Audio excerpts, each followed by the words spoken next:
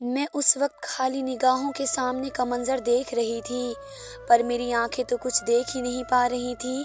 मैं वहाँ होती तो कुछ देखती या महसूस करती।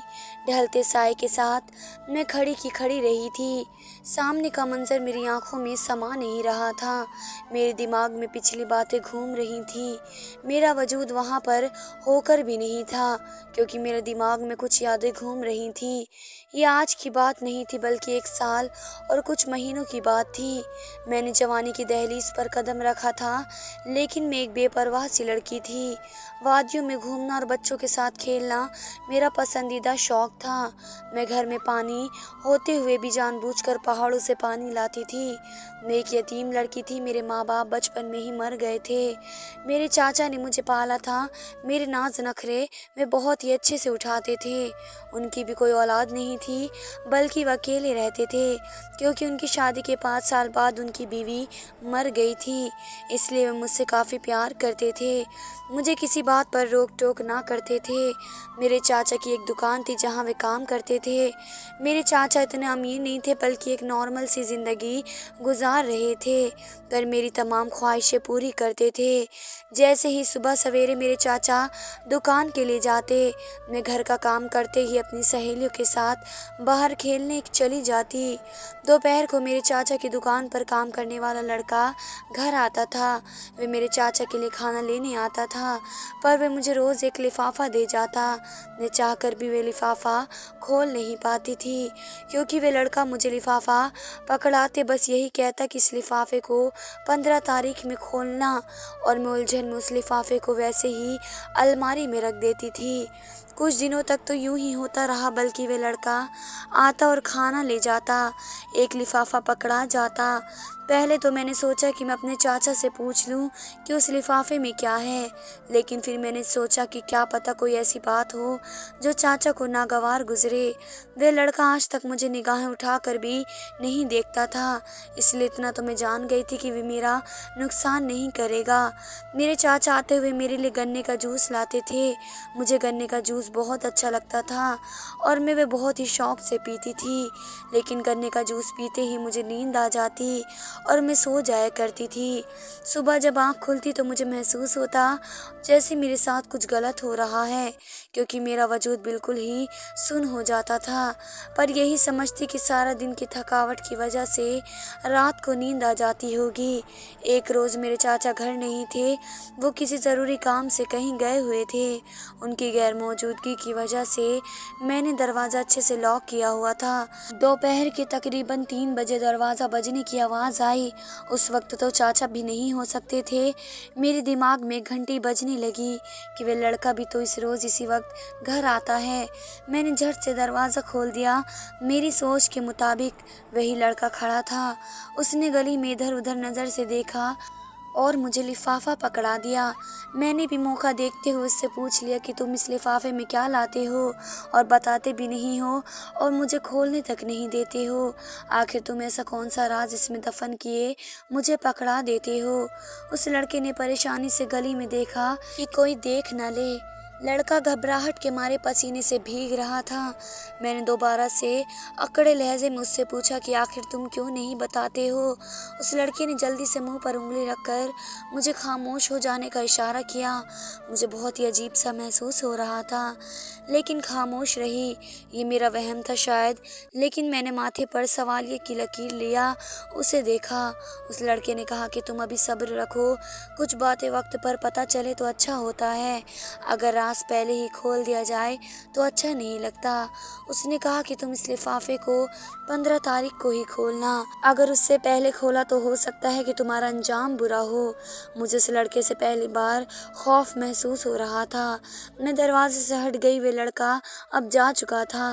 मैं परेशानी का शिकार होती जा रही थी। मैं अपनी होठ दबाए खड़ी थी। मेरे दिमाग में एक ही सवाल था कि लिफाफे में क्या है। मैंने अपने हाथ में पकड़े लिफाफे को गौर से देखा जो एक चौकोर शेप का था। ऐसा मालूम होता था जैसे अंदर कुछ कागजात हो, पर मुझे इजाज़त न थी कि इसको खोल कर देख लूँ। मैं वह अपने कदमों के साथ चलती अलमारी के पास आई और अलमारी का दरवाज़ा खोलकर, जिसमें पहले से लिफाफे पड़े थे, गहरी सांस भरते मैंने उस लिफाफे को भी उनके साथ रख दिया। आज पहली बार मैंने उस लड़के से कुछ सवाल पूछे थे, वरना कभी भी उससे बात नहीं की थी। इन सोचों के साथ मैंने रात का खाना बनाया। मेरे चाचू आ चुके थे। इसके हाथ में कोई भारी कपड़े का थैला था। वे अपने कमरे में लेकर चले गए और मेरे चाचा ने मुझे देखा तक नहीं था। 10 मिनट बाद मेरे चाचा अपने कमरे से निकले और उनके हाथ में एक और थैला था, जिसमें रोज़ की तरह मेरे लिए गन्ने का जूस लाए थे। मैंने मुस्कुराते हुए जूस पकड़कर गिलास में डाला, लेकिन मेरे चाचा गुस्से में नज़र आ रहे थे। मैंने सोचा कि कोई दुकान की परेशानी होगी, इसी वजह से वे टेंशन में हैं, पर वे मुझसे ज़रा खिंचे खिंचे से नज़र आ रहे थे। खाना खाते ही मुझ पर एक नज़र डाली और बाहर की तरफ चल दिए। मैं उलझी पड़ी थी कि चाचा तो अब लेट घर आएंगे, इसलिए जूस पीकर सोने के लिए अपने कमरे में आ गई। मुझको रोज़ जूस पीकर सोने की आदत हो गई थी, मगर जूस पीते ही ऐसा मालूम होता था जैसे कोई नशा पी लिया हो, इसलिए मैं सुकून से जो सो जाया करती थी। हर फिक्र से आज़ाद होकर आज सुबह आँख खोली तो देखा कि चाचू घर पर अभी तक नहीं आए। मैंने परेशानी से उन्हें फ़ोन मिलाया, जो पहले ही बेल पर उठा लिया गया। पीछे से शोर की आवाज़ सुनाई दे रही थी, इसलिए मेरे चाचा ज़रा ऊंची आवाज़ में बोल रहे थे। वे कह रहे थे कि मैं दुकान पर जा चुका हूँ, इसलिए आज तुम अकेले ही नाश्ता कर लो। मैंने जी कहते हुए फ़ोन बंद कर दिया, पर एक सोच की दौड़ थी जो कि चाचा की बातों से बन गई, क्योंकि जहाँ पर मेरे चाचा की दुकान थी वहाँ कोई गाड़ी नहीं गुजरती थी, ना ही इतना शोर होता था। लेकिन चाचा से बात करते हुए मैं पीछे से आने वाले आवाज़ों को सुन रही थी।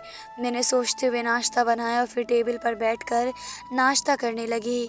फिर घर की सफाई में लग गई। आज मुझे उस लड़के का इंतज़ार था जिसके आने का वक्त हो गया था। मेरी नज़र बार बार दरवाजे की तरफ उठ रही थी, लेकिन अभी तक कोई दस्तक देने वाला नहीं आया। ऐसे ही 1 घंटा गुजर गया और मैं इंतज़ार करती रही, लेकिन कोई नहीं आया। थक कर मैं कमरे में जाकर लेट गई। आज वे लड़का नहीं आया था जो रोज़ाना आता था। मेरी तबीयत में अजीब सी बेजारी होने लगी, जबकि दिल किसी चीज़ में नहीं लग रहा था। चाचा रात को घर आए तो मैंने बहाने से पूछ लिया कि आज आपने दोपहर का खाना नहीं खाया।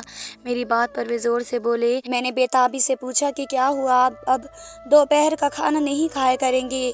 मेरे चाचा ने मुझे घूर कर देखा और मुझसे कहा कि मुझे इस बात में कोई बात नहीं करनी। उनकी बात पर मैं चुप सी रह गई। मेरा दिल घबराने लगा था, पता नहीं क्यों, लेकिन अब वह लड़का नहीं आया करेगा। ये बात मेरे दिल को बोझल कर रहा था।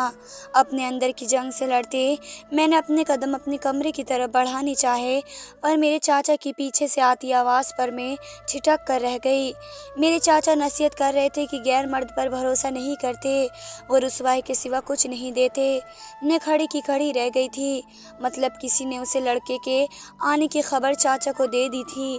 उसकी वजह से मेरे चाचा के रवैये में मेरे साथ बिगड़ा हुआ है। यानी मोहल्ले के किसी शख्स ने बताया था कि एक लड़का मेरे चाचा के गैर मौजूदगी में घर आया था। शुक्र है कि मेरे चाचा को ये नहीं पता चला कि वह लड़का कौन है। मैं उनकी बात पर सर हिला कर रह गई। मेरे चाचा ने 3 दिन तक उस लड़के को नहीं भेजा और इन दिनों मैं अपनी अजीब बदलती कैफियत से परेशान आ चुकी थी। यानी चाचा को इस बात का भी पता हो चुका था कि उनकी गैर मौजूदगी में दुकान वाला लड़का आया था। बेचैनी के साथ मैं रोज़ उन लिफाफों को देखती थी। एक दिल करता था कि खोल कर देख लूं, पर एक दिल करता कि 15 तारीख में ही खोलूंगी, चाहे कुछ भी हो। पर एक वादा था उस लड़के की तरफ से जिसे मैं तोड़ना नहीं चाहती थी। 15 तारीख के आने में को 3 दिन रह गए थे और मेरा दिल की धड़कन हद से ज़्यादा बढ़ रही थी। ना जाने कौन सा राज मुझ पर खुलता। आज भी दोपहर को मैं खामोशी से बैठी थी कि दरवाजे बजने की आवाज़ आई। मेरा दिल धड़क रहा था। मैंने धड़कते दिल के साथ दरवाज़ा खोला था। सामने ही वह लड़का खड़ा था। उसने मुझसे खाना मांगा। मैंने जल्दी से सर हाँ में हिलाकर अंदर भागी। खाना पैक करते उस लड़के को पकड़वाया जो गली से बाहर खड़ा हुआ था। उस लड़के ने लिफाफा मुझे पकड़वाया और मेरी कलाई को सख्ती से पकड़ा। जब वह बोला तो मुझे लगा कि मेरे कान के पर्दे फट जाएंगे। वे जो कह रहा था, मेरे जिस्म में एक अजीब सी लहर दौड़ गई थी। खूनी रिश्तों पर यकीन अच्छा नहीं होता, उस लड़के ने मुझे यही कहा था और चला गया। क्या मतलब था उसकी बात का, मैं समझ ना सकी। मैंने अपनी कलाई देखी जो लाल हो रही थी, जबकि दूसरे हाथ में लिफाफा था। मैं सोच रही थी कि मेरे चाचा कहते हैं कि गैर मर्दों पर भरोसा ठीक नहीं, जबकि दूसरी तरफ ये लड़का कह रहा था कि खूनी रिश्तों पर यकीन करना अच्छी बात नहीं। दिमाग में इतने सवाल चल रहे थे कि किस पर यकीन करूँ और किस पर नहीं। सच्चा कौन है और कौन झूठा, वक्त सब कुछ बता ही देगा मुझे। मैंने किसी पर यकीन नहीं किया था। मैंने लिफाफा दूसरे लिफाफे को साथ रख दिया। मेरी तबीयत ख़राब हो रही थी, जैसे बुखार हो रहा हो। मैं बेड पर लेट गई। रात को मेरे चाचा आए तो मुझे यूं बेसुध लेट कर देखा तो मेरे पास ही बैठ गए। मेरे दिमाग में उस लड़के की बात आ रही थी, जबकि मेरे चाचा मेरे लिए काफ़ी परेशान थे। ये कहना ज़्यादा बेहतर था, कुछ दिनों से मेरे चाचा अक्सर परेशान ही रहते थे। मेरे चाचा ने मुझे दवाई दी और मुझे आराम का कह कर चले गए। कितने अच्छे इंसान थे। मैं अपने चाचा के बारे में कभी भी बुरा नहीं सोच सकती थी। अगली रोज़ जब वे लड़का आया तो मैंने जरद लहजे से उससे कहा कि अब मुझे लिफाफा मत दो, लेकिन उसने मिन्नत की कि कल को 15 तारीख है और तुम कल सारे लिफाफे खोलना, फिर जो राज है तुम पर खुल जाएगा। वे जा चुका था, अनगिनत सवालात मेरे हाथ में थमाकर। सुबह का मुझे बेसब्री से इंतज़ार था। मैंने सुबह होते ही कैलेंडर देखा, 15 तारीख थी। वक्त जैसे कछुए की चाल चल रहा हो, इतना आहिस्ता कि मेरा पूरा दिन इंतज़ार में गुजरा। मुझे शिद्दत से उस बात का इंतज़ार हुआ कि उस लिफाफे को खोलना मेरे लिए कितना अहम होगा। वह लड़का अपने टाइम पर आ पहुंचा था। आज भी वह लिफाफा लाया था। मैंने पूछा कि अभी उसे खोल लूं, लेकिन उसने कहा कि नहीं, आज रात 7 बजे उसे खोलना। मैंने सोचा जहाँ इतना वक्त गुजर गया है, ये वक्त भी गुजर ही जाएगा। फिर वक्त गुजरा और 7 बज गए। मेरे पैर लड़खड़ा रहे थे। अलमारी की तरफ जाते ही मेरा हाथ बहुत ही कँपा रहे थे। धड़कते दिल के साथ मैंने वो लिफाफा खोला जो आज उसने दिया था।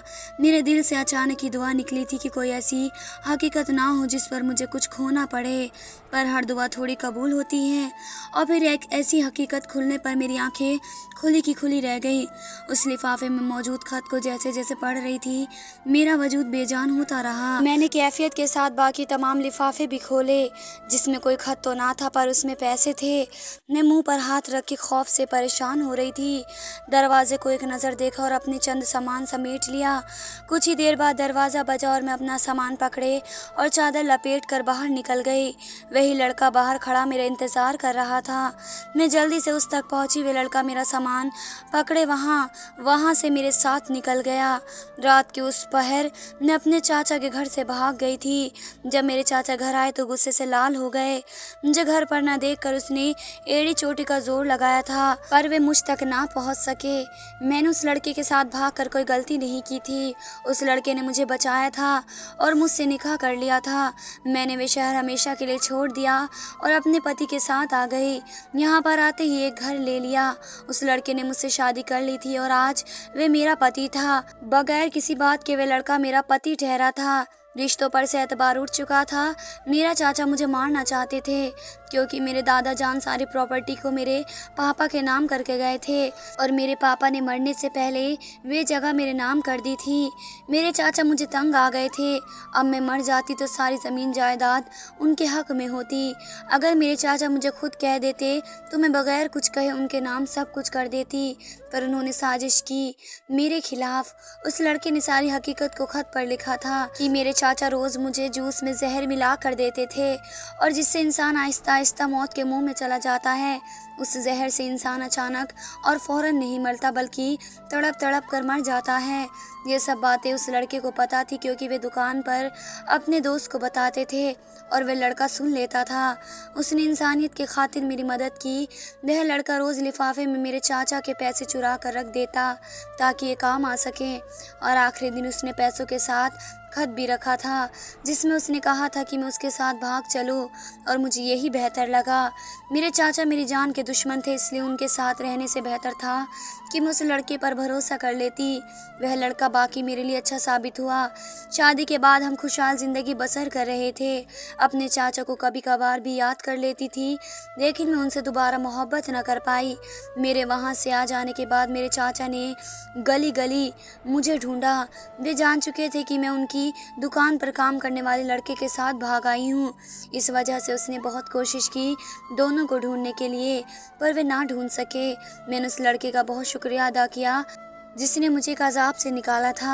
मेरा पति बस यही कहता था कि उसे मुझे कोई गिला नहीं, बल्कि वह मुझे सच्चे दिल से चाहते हैं। अचानक मुझे लगा कि मेरी आंखें भी भीग गई हैं। मैं वही पति के पास खड़ी थी, पर अब मैं सामने का मंजर देख पा रही थी। मेरा पति और मेरा बेटा पिछली बातों से अचानक बाहर आए। मैं यतीम लड़की आज खुद पर नाज करती थी, जिसकी हिफाजत एक लड़के ने की थी, वह भी इतनी मोहब्बत के साथ। धन्यवाद दोस्तों।